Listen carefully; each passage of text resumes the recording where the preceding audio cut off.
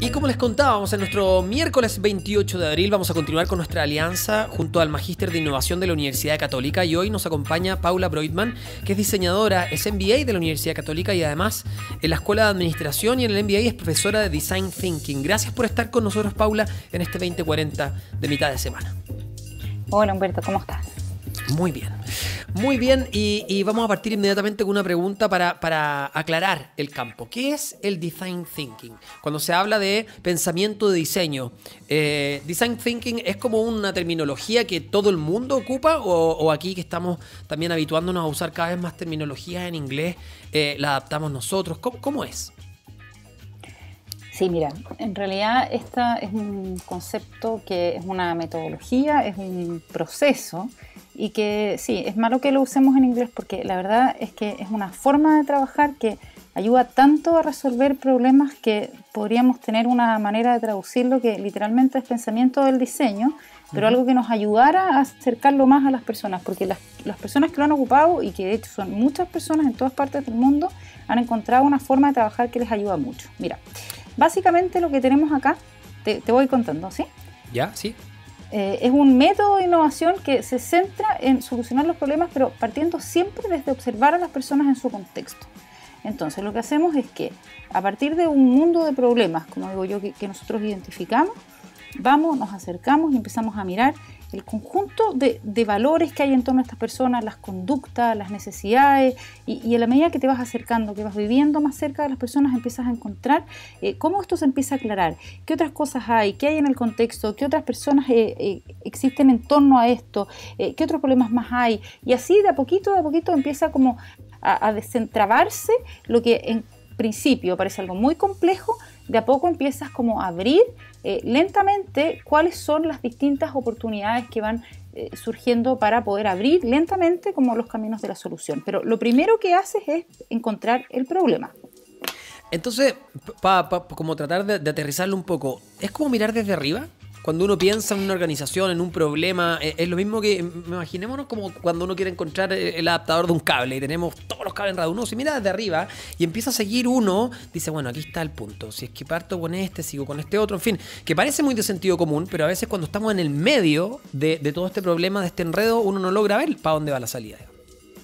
Sí, tal cual, brillante. Es una súper buena manera de mirarlo, que podría ser como, ¿cierto? Me paro desde arriba y miro como todo este conjunto de cables. Pero la primera pregunta que uno tendría que hacerse, ¿cierto? Es decir, bueno, necesito encontrar como el cable, como, ¿qué cable? Entonces, primero tendrías que encontrar, ¿cierto? Como los cables, las puntas de los cables.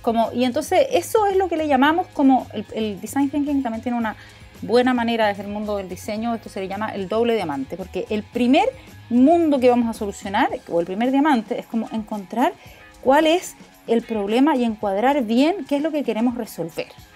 Y una vez Paula, que tú ya defines bien, sí. Una pregunta, ¿por qué esto, que en un principio los que nos están escuchando pueden decir, ya, pero eso es sentido común para la resolución de problemas? No lo es. Ajá. ¿Por qué nos complica tanto y por qué se desarrolló toda una metodología en torno a esto?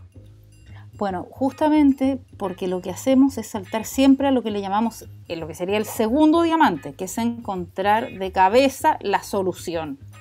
Y muchas veces eso, como existe por ahí alguna frase que dice que no hay nada más peligroso que responder bien a la pregunta equivocada. Si tú no respondes bien, esto de decir, bueno, ¿y qué es lo que yo quería realmente solucionar? Me voy de cabeza a la solución sin haber encontrado bien este problema. Entonces tú vas a mirar este cajón, me gusta tu pregunta, vamos a la analogía de los cables. Y digo, bueno, voy a encontrar entonces, quiero encontrar un cable, pero ¿querías encontrar un cable? ¿O querías encontrar el conjunto de cables? ¿O querías encontrar el enchufe? ¿O querías encontrar la manera de amarrarlos? ¿O en realidad no eran los cables al final? Entonces lo que nos ponemos es a buscar una solución para una pregunta que no sabemos si es la pregunta que queríamos hacer.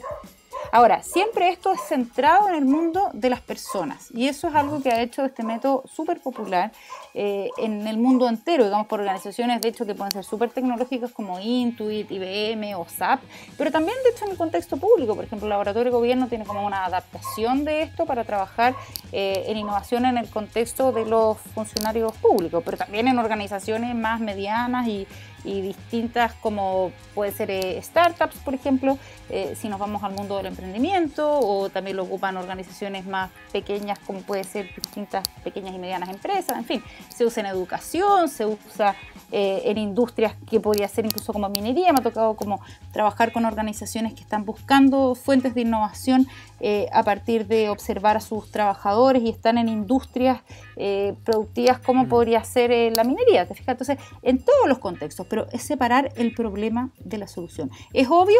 Sí, pero no estamos tan entrenados en abordar la resolución de problemas de forma muy sistemática.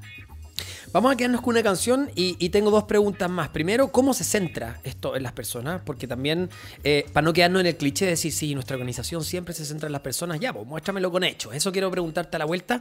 Y también ver cómo se puede hacer esta resolución o este pensamiento de diseño de manera autónoma, o siempre una organización va a tener que contratar a alguien que conozca esta metodología. ¿Es posible acceder a esta metodología o nosotros tratar de apropiarla sin necesidad de, estoy pensando en una empresa chica, Paula, por eso te lo pregunto, sin necesidad de tener que acceder a alguien que provea este servicio?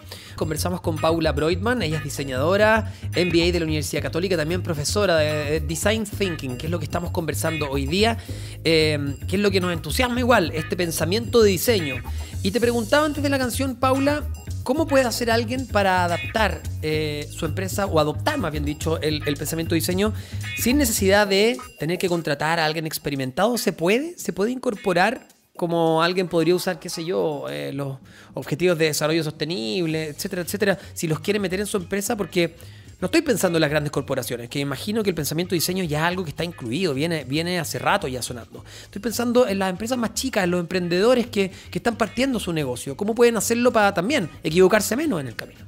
Sí, Humberto, muchas gracias. Mira, es una súper buena pregunta, porque yo te diría que incluso en las organizaciones más pequeñas es más fácil que permee a veces que las organizaciones grandes, porque lo importante es centrar la resolución y la búsqueda de problemas en los clientes y en las personas, y no solamente en los procesos y en hacer que la captura del valor, o en el fondo pensar en cómo ganar plata, esté solo centrado dentro de la organización. A ver, y explicado eso así como en fácil sería así.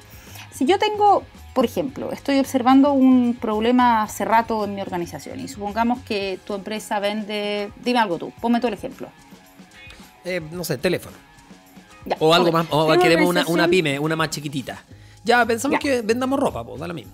Polera. Una organización que vende ropa, ponte tú.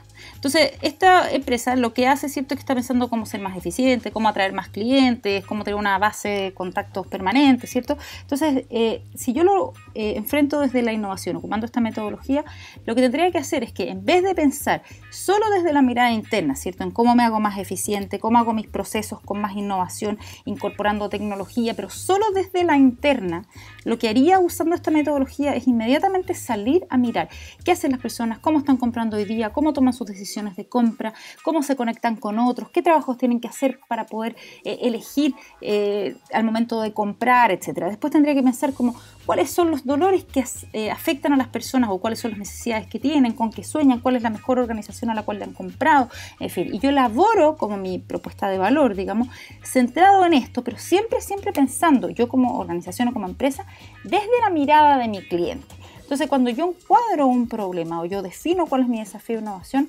lo hago centrado en el otro y no desde mí, ¿ya? Esto se parece mucho a algunas técnicas de marketing, pero la diferencia en ese sentido es que cuando segmento y luego cuando paso los procesos de ideación, estoy como acá un pasito más atrás. De hecho, en marketing usan algunas de estas herramientas que se llama como innovación como de embudo, digamos, o funnel innovation, que es algo que ocupamos en Design Thinking, pero vamos un poquito antes.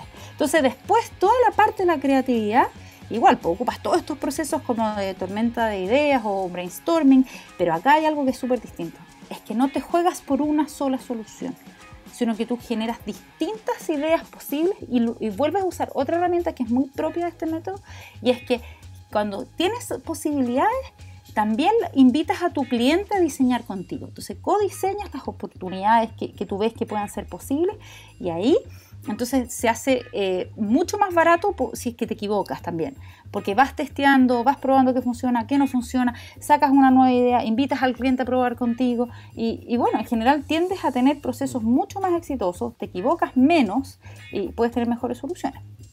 Además, siempre, que también resulta algo como de perogrullo, pero no lo es. Siempre pensar en que no se trata siempre de vender lo que tú quieres, o lo que puedes, o lo que te es más fácil, sino que es lo que el otro necesita. Ojalá se haga un super match entre que lo que para ti sea más fácil vender sea justo lo que el otro necesita, porque ahí nos abrazamos todos, digamos. Pero antes, y hay varios de esos conceptos, no enamorarse de una idea, en fin, lo hemos escuchado a lo largo del camino, que tiene que ver, yo creo que todo eso tiene que ver con escuchar a la audiencia, escuchar al potencial cliente. Pero tal cual, pues, y yo creo que acá, y en ese sentido tú ahí diste como el palo al clavo, porque en el fondo, cuando hablamos de innovación, muchas veces esto lo que lleva como detrás es que estamos pensando como en innovación científica, tecnológica, pero que a lo que apunta es a reducir al final costos para hacer más eficientes los procesos y terminar teniendo organizaciones que son súper exitosas, pero a veces en mejoras que de cara a los clientes no son tan evidentes. Pero esta metodología está súper centrada en poder crear valor para el usuario o el cliente final. Entonces, son resultados que al final están bastante centrados como en experiencias de cliente, en cosas que para el cliente es algo obvio, que el cliente siente, que el cliente ve, que al final le termina mejorando su calidad de vida. Hay cosas que puede ser como esperar menos en un consultorio, en una sala de espera, tener incluso un mejor proceso, por ejemplo, hoy día de vacunación, o una persona que vende ropa que va a implicar, por ejemplo, en cómo hacer más fácil la entrega de su producto, por ejemplo, o que el producto te llegue como en una caja o envuelto de cierta manera. Pensemos, por ejemplo, en todos los cientos de personas hoy día que están entregando y recibiendo productos a través de Mercado Libre, y que esa experiencia de entrega es de una manera en que tú dices como, oye, qué buena esta cuestión, y te dan ganas de volver a comprarle a esa persona o a ese oferente, digamos. Y esto es porque detrás lo que hay es un profundo conocimiento de tu cliente. Entonces, eso es algo que empuja mucho este método. Interesante, porque ahí también vemos cómo funcionan, por ejemplo, las grandes tecnológicas del mundo, cómo solucionan esto. Obvio que hay un pensamiento de diseño a la hora de solucionar el problema del último cuarto milla, que le dicen, de cómo llegamos más rápido a los clientes que nos piden algo. Hoy día en Europa ya se están vendiendo o franquiciando un supermercado que su promesa es que te llegan las cosas en 10 minutos, pero es un supermercado fantasma, porque no existe la tienda física, sino que lo que ellos se preocupan es tener ya ese diseño hecho para decir, ya, ¿qué son las cosas que más piden habitualmente los clientes? ¿Cómo hacemos para estar cerca de distintas áreas, ¿no? Para llegar más rápido, etcétera? Ahí, por supuesto, que hay pensamiento de diseño, me imagino.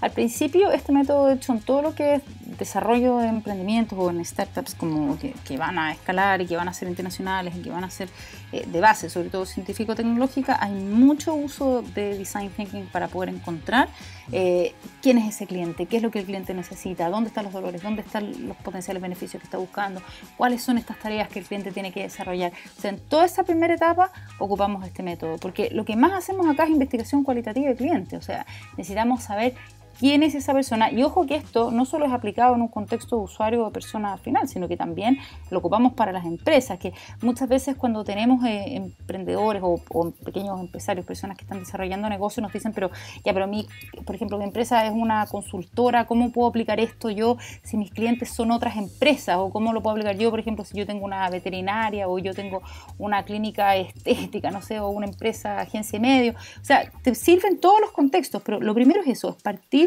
entendiendo bien las necesidades de tu cliente.